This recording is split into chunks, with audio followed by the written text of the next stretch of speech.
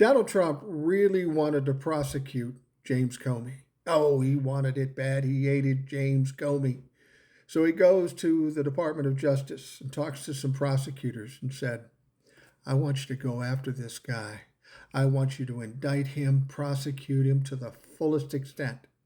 Well, the prosecutors, the professionals, looked at it and they said, dude, there ain't nothing here. We can't prosecute this guy. That would be fucking crazy.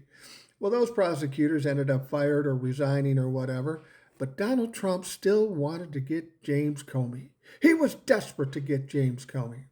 So he brings in a ringer, at least in his mind, and he brings in this Barbie doll lawyer who's an insurance lawyer who has never had any prosecution experience at all, and brings her in. But the one thing she could do was anything that Donald Trump said. So Donald Trump said, I want you to go after Comey. I want you to go into the grand jury and get an indictment. And of course, she said, absolutely, my Lord and Savior. So she goes into the grand jury and she gets an indictment. But the question now is, did she really get an indictment? Because apparently Lindsay Halligan, this lawyer for Donald Trump, and I use that term loosely, fucked up while she was in the grand jury. And it just came out now, today, and Lindsay Halligan even admitted to it. You see, when you go in with these proposed indictments, the full grand jury has to see all the information. But that didn't happen in this case.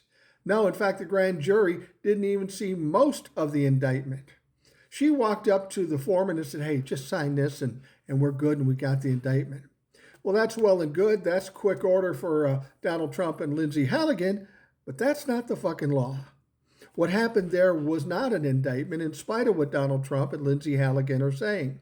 The judge was absolutely apoplectic about this shit. She couldn't believe somebody would be this stupid and make these kinds of mistakes.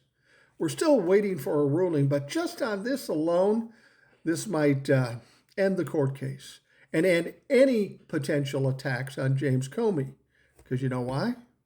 The statute of limitations has run out. So if they shut down this case, they got nothing on Comey. Comey walks free. And this is just proof of what I've always said.